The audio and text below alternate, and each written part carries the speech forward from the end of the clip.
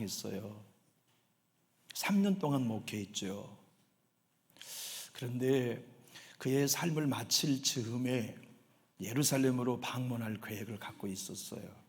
이유는 오순절 절기에 맞춰가지고 모교인 예루살렘 교회를 찾아가 이방 선교의 후원을 부탁하려고. 여러분이 모교회이니까 이방 교회 도와줘야 합니다. 이제 시작한 어린아이와 같은 이방 교회에 여러분 기도해 주십시오. 그리고 헌금해 주십시오. 여러분의 도움이 이방의 모든 연약한 교회에 절실히 필요합니다. 이 호소를 하기 위해 오순절에 딱 맞춰 예루살렘으로 갈 계획을 갖고 있었지만은 시간이 없었어요. 그래서 밀레도라고 하는 곳에서 에베소 교회 성도님들이 목사님 제발 한 번만 들려가세요. 목사님의 말씀을 한 번이라도 들을 수 있도록 기회를 주십시오. 요청했지만은 들어갈 수가 없었어요. 에베소까지 갔다 나오면 예루살렘의 오순절에 맞춰 갈 수 없는 시간적 한계 때문이었죠. 대신 에베소 교회 장로님들을 초대했어요. 이리 오시오. 오셔서 나와 함께 대화를 나눕시다. 그래서 급히 장로님들이 와가지고 바울 사도와 대화를 나누는 본문이 우리가 읽은 내용입니다. 바울은 얘기합니다. 나 여러분들과 함께 목회할 때 진실했습니다. 거짓이 없었습니다. 내가 개인적으로 갈 때나 공적인 예배에서나 여러분에게 유익한 것은 어느 것 하나도 꺼리지 아니하고 내가 가르쳤습니다. 나 교회 섬길 때 고난 많이 당한 거 보셨죠? 그때 나 주님을 섬기는 것으로 여기고 눈물과 겸손으로 여러분을 받들었습니다. 이제 나 가면 못 봅니다. 하니 여러분 끝까지 믿음으로 승리하여야 합니다. 내가 천국 가서 여러분도 다 기다릴 터이니 다 천국에 와서 우리 영원한 나라를 살기로 해요. 나 지금 가면 죽습니다. 성령님이 내 앞에 모든 고난과 환난이 기다린다고 말씀하셨으니 난 갑니다. 그런데 사도 바울이 말이에요. 여기 에베소 교회 성도들에게 또 오늘 새해를 사는 우리들에게 부탁한 게 있어요. 여러분 은혜의 복음으로 사십시오. 은혜의 복음만이 우리를 끝까지 승리하게 할 수 있습니다 하는 당부를 주셨단 말이에요. 여러분 은혜가 뭘까요? 하나님의 은혜는 우리에게 임하시면 가장 먼저 오는 현상이 내가 작아 보이는 거예요. 주님의 은혜가 우리에게 임하면 임할수록 주님이 커져요. 주님의 사랑이 커지고 주님이 내게 베풀으시는 축복이 크고 나는 갈수록 작아져요. 주님이 베풀으시는 은총은 너무나 크고 내가 교회를 위해 주님을 위해 한 일은 갈수록 작아지고 그래서 은혜가 날 살렸구나. 주님의 은혜가 날 여기까지 지켰구나. 주님의 은혜가 날 여기까지 보호해 주셨구나를 알지요. 그 은혜를 눈떴던 바울은 믿음의 아들 디모데에게 너도 목회할 때 너 자신을 작다고 여겨라. 네 자신이 커지면 너는 망한다.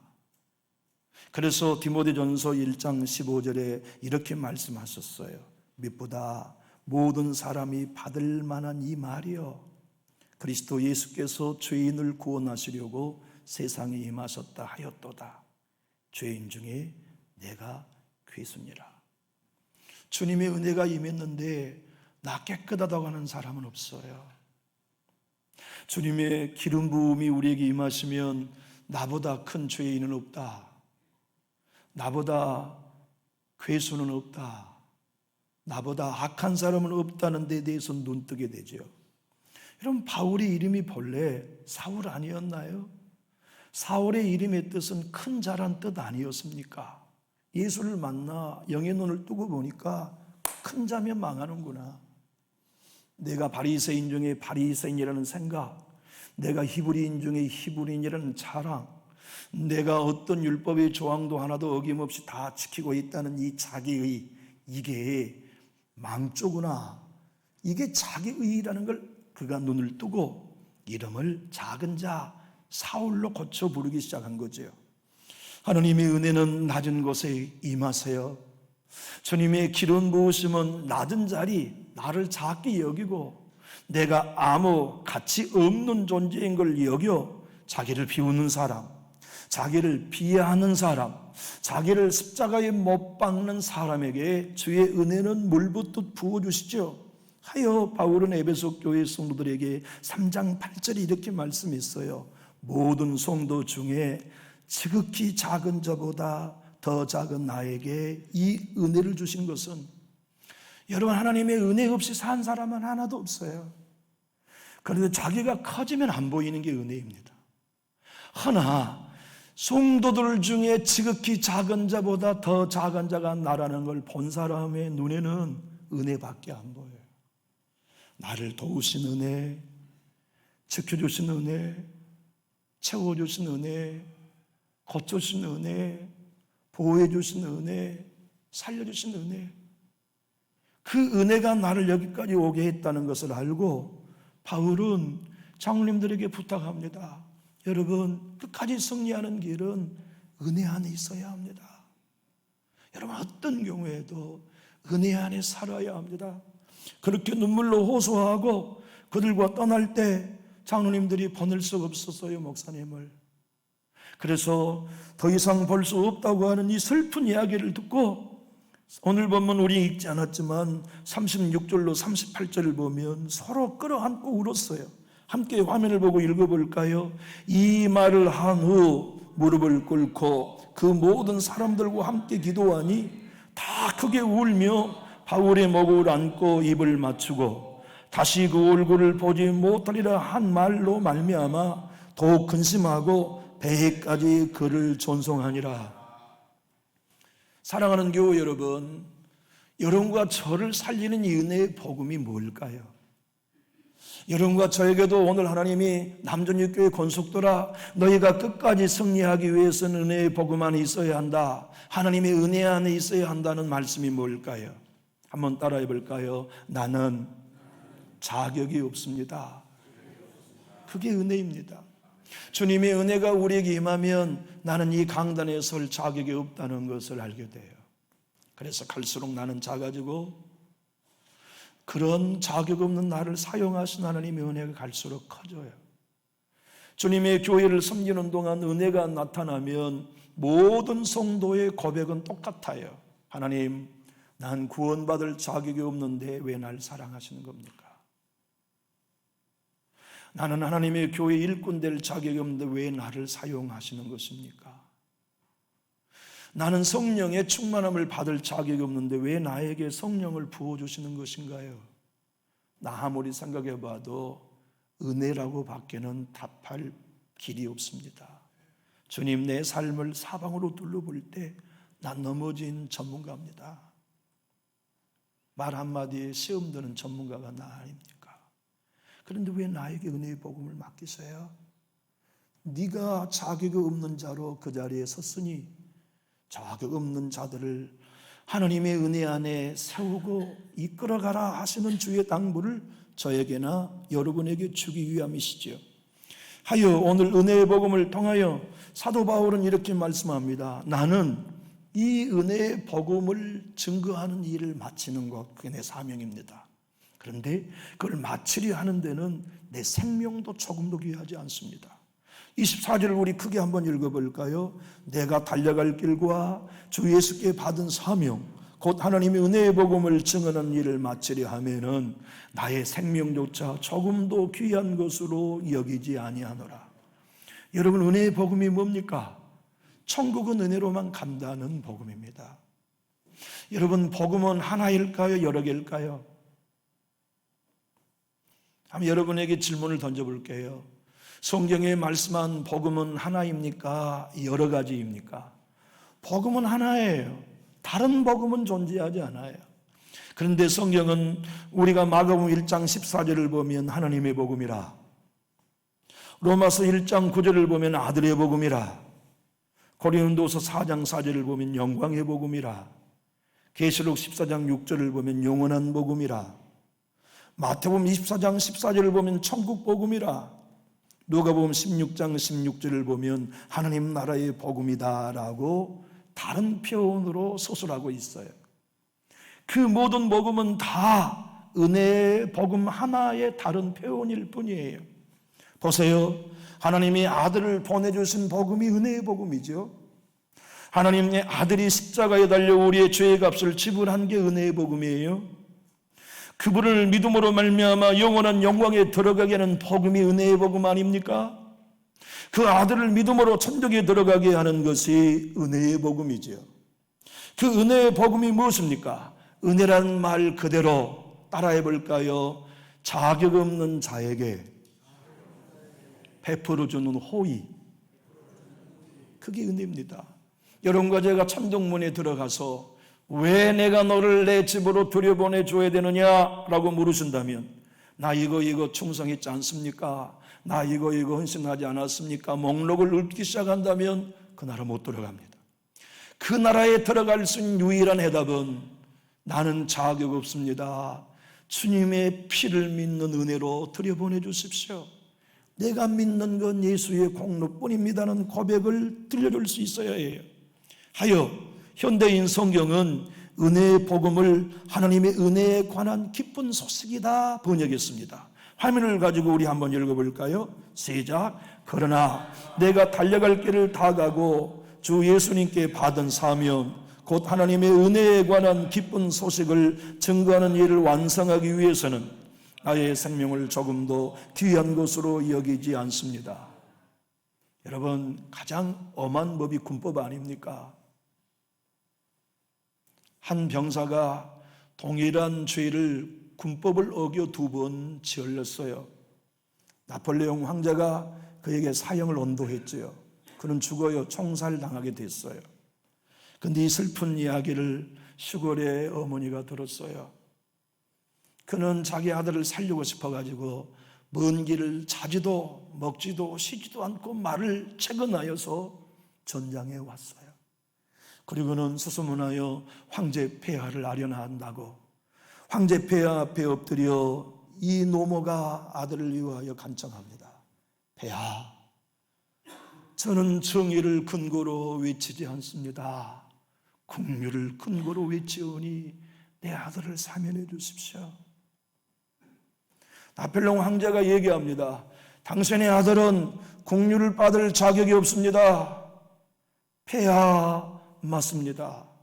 내 아들이 사면받을 자격이 있다면 제가 긍휼을 요할 필요가 없지요. 내 아들은 자격이 없기 때문에 긍휼을 구할 뿐입니다. 나폴레옹 황제가 그 어머니의 간절한 청을 듣고 생각해 보니까, 그렇지, 긍휼은 자격 없는 자에게 베푸는 것이지 하여 그 아들의 죄를 사면하여 어머니의 품에 살려 보내준 거죠. 여러분, 곰곰이 생각해 보십시오. 우리가 천국을 얻었어요. 우리의 자격이 있어서입니까? 긍휼 때문입니까? 하나님의 자녀가 된 것이 우리의 공로 때문입니까? 긍휼 때문입니까? 주 용서를 받은 것이 주님의 교회를 헌신한 목록 때문입니까? 전적인 긍휼, 값없는 은혜 때문입니까? 우리는 은혜로 여기까지 왔어요.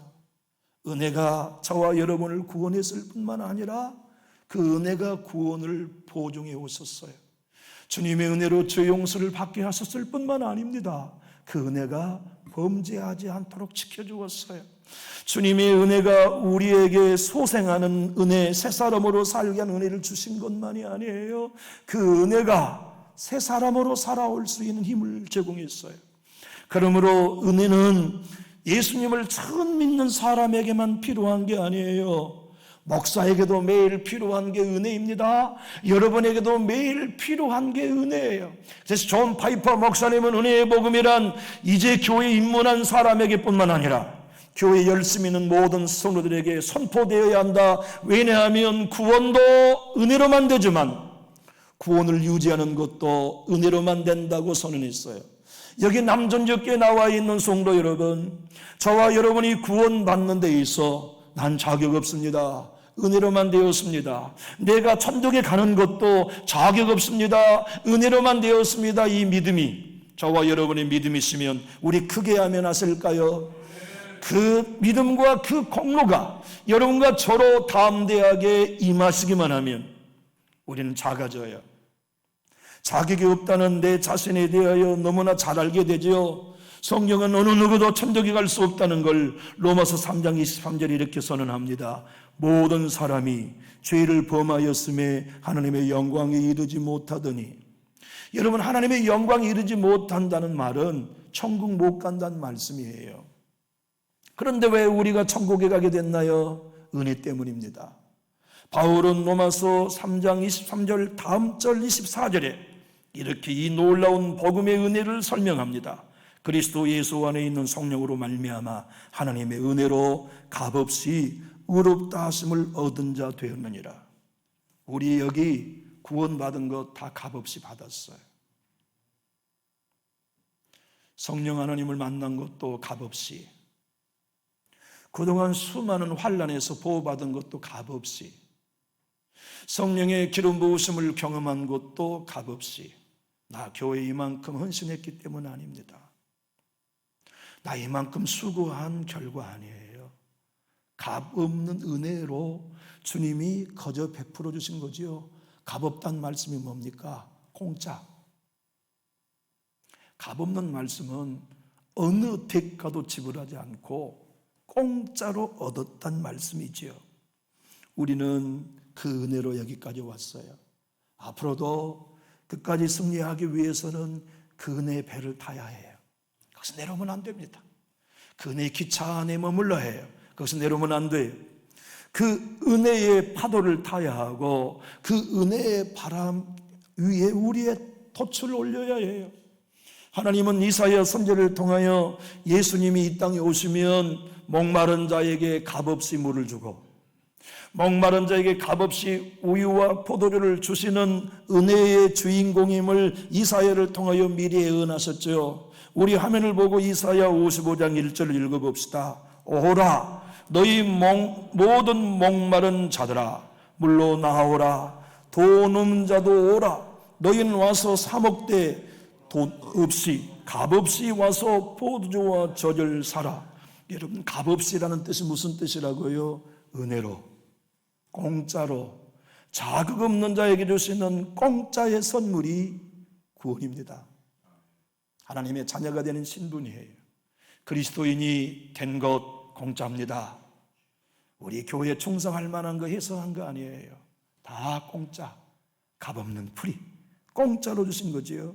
쉬운 성경은 이렇게 번역하고 있습니다. 너희 목마른 사람아 다 와서 마셔라. 돈 없는 사람도 와서 마셔라. 포도주와 우유를 마시되 돈 없이 값없이 와서 마셔라. 새해에 은혜 필요하지 않는 가정도 있나요? 새해에 은혜 필요하지 않는 자녀들도 있나요? 새해에 하나님의 은혜가 필요하지 않는 권속도 우리 교회에 있나요? 아니면 우리 모두는 다 은혜가 필요한가요? 가정에도 생명 주시는 은혜, 치료해 주시는 은혜, 세임 주시는 은혜, 지켜주시는 은혜, 붙들으시는 은혜, 그리고 우리의 모든 삶을 선한 목자로 인도해 주시는 은혜가 필요하다면 우리는 은혜 받을 자리에 있어야 해요. 그게 뭡니까? 나는 자격이 없다는 것을 깨닫는 것. 나야말로 자격이 없는 사람입니다. 나야말로 하나님의 교회에 정말 쓸모없는 사람입니다. 나는 은혜로 여기까지 왔고 주님의 은혜가 나를 여기까지 붙들어 주셨습니다. 난 은혜에서 떨어지지 않을래요. 사람의 말로도 환경으로도 시험과 환난으로도 난 은혜에서 안 떨어져요. 우리 주님은 말씀하세요. 내가 떠난 게 너희에게 유익이다. 왠 줄 아느냐? 내가 너희와 함께 있으면 육으로 함께 있지만 내가 떠나면 보혜사인 성령으로 너희 안에 와 너희들의 생각과 감정과 의지를 붙들어서 죄에 대하여 의에 대하여 심판에 대하여 세상을 책망할 수 있기 때문이다 하고 말씀하신 거죠. 남준육교회 성도 여러분, 우리 모두는 성전에 앉아있는 바리새인이든 세리이든 우리의 신앙의 태도는 둘 중에 하나입니다. 중간 상태는 없어요. 맨 앞에 앉아서 나는 저 뒤에 있는 세리와 같지 않습니다. 나는 따로 서서 저 사람보다 어렵기 때문에 기도할 수 있습니다. 주님의 말씀이지요. 누가복음 18장 11절로 12절입니다. 바리새인은 서서 따로 기도하여 이르되 하나님이여 나는 다른 사람들 곧 토색, 불의, 간음을 하는 자들과 같지 아니하고 이 세리와도 같지 아니함을 감사하나이다. 나는 일에 2번씩 금식하고 또 소득의 11조를 드리나이다 하고, 만약 이런 신자가 오늘날 교회에 있다면 특등감이죠. 그러지 않나요? 그런데 우리 주님은 그 사람은 빈손으로 왔다, 빈손으로 갔고 하나님께 의롭다함을 인정받지 못했다고 선언하세요. 도리어 성전 맨 뒤에 가슴을 치며 얼굴을 들지 못하며 하나님 앞에 하소연했던 세리, 하나님이여 나를 불쌍히 여기소서 나는 죄인이로소이다 하여 주님은 13절 14절에 크게 한번 읽어볼까요? 세리는 멀리 서서 감히 눈을 들어 하늘을 쳐다보지도 못하고 다만 가슴을 치며 이르되 하나님이여 불쌍히 여기소서 나는 죄인이로소이다 하였느니라. 내가 너에게 이르노니 이에 저 바리새인이 아니고 이 사람이 의롭다 하심을 받고 그의 집으로 내려갔느니라. 무릇 자기를 높이는 자는 낮아지고 자기를 낮추는 자는 높아지리라 하십니다. 여러분, 하나님의 은혜 받으십시오. 그 은혜를 새해에도 누리십시오. 그래서 낮아지면 낮아질수록 하나님은 높여주십니다. 여러분과 제가 진실로 하나님의 은혜 안에서 낮아지면 절대로 하나님은 우리를 낮은 자리에 버려두지 아니하시고 높여주세요. 무디 목사님은 소버린 그레이스라는 책에서 오늘 본문을 이렇게 설명했습니다. 모든 시대의 교회에는 바리새인과 세리가 공존합니다. 바리새인의 신앙은 어떤 경우에도 은혜 받을 수 없으나 세리와 같은 인생은 누구나 다 풍성한 은혜의 탄비를 맞을 수 있습니다. 남준주교회에 나와 신앙하는 여러분과 저에게 주님은 하나님의 은혜의 복음이 하나님의 나라를 맛보게 한다, 하나님의 나라를 누리게 한다, 하나님의 나라를 건설한다 하여 바울은 25절 오늘 본문에 은혜의 복음이 뭐냐? 하나님의 나라의 복음이라는 것을 설명했어요. 우리 크게 한번 읽어볼까요? 보라, 내가 여러분 중에 왕래하며 하나님의 나라를 전파하였으나 이제는 여러분이 다 내 얼굴을 다시 보지 못할 줄을 아노라. 남준육교회 성도 여러분, 우리 교회 진짜 교회 되게 합시다. 저도 여러분도 진짜 예수 믿는 사람으로 살아요. 주님의 은혜 안에서 머물러 그 은혜의 복음의 안에 젖고 생각과 의지와 감정 모두가 다 갈수록 작아지고 예수님은 커지는 이 복음 안에 서서 사도 바울이 얘기한 것처럼 나 진짜 수고 많이 했다. 나보다 더 많이 수고한 베드로는 아니야. 나보다 요한 사도도 더 많이 수고 못했어. 나보다 야고보 사도도 더 수고 많이 못했어. 나보다 더 수고한 사람 이 지구상에 하나도 없다. 그런데 내가 수고한 것 어느 것도 하나도 자랑하지 않는 것은 자랑하는 순간 하나님의 은혜가 헛되기 때문이다. 나의 나된 것은 하나님의 은혜다. 우리 고린도전서 15장 9절로 10절 크게 한번 읽어봅시다. 나는 사도 중에 가장 작은 자라. 나는 하나님의 교회를 박해하였으므로 사도라 칭함 받기를 감당하지 못할 자니라. 그러나 내가 나된 것은 하나님의 은혜로 된 것이니 내게 주신 그의 은혜가 헛되지 아니하여 내가 모든 사도보다 더 많이 수고하였으나 내가 한 것이 아니요 오직 나와 함께 하신 하나님의 은혜로라. 여러분, 이렇게 고백할 수 있겠나요? 우리의 생명 끝날 때까지 나 한 거 아닙니다. 맞지요? 나 누구보다 수고 많이 했지만 내가 한 거 아닙니다. 하나님의 은혜가 하신 것입니다. 이 복음 안에 저와 여러분 끝까지 설 수 있기를 주 예수님 이름으로 축복합니다. 기도하겠습니다.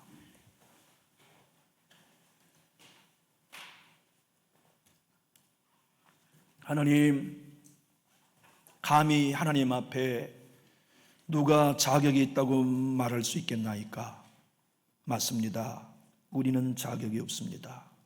다만 은혜로 공짜로 베풀으신 하나님의 긍휼하심으로 여기까지 왔습니다.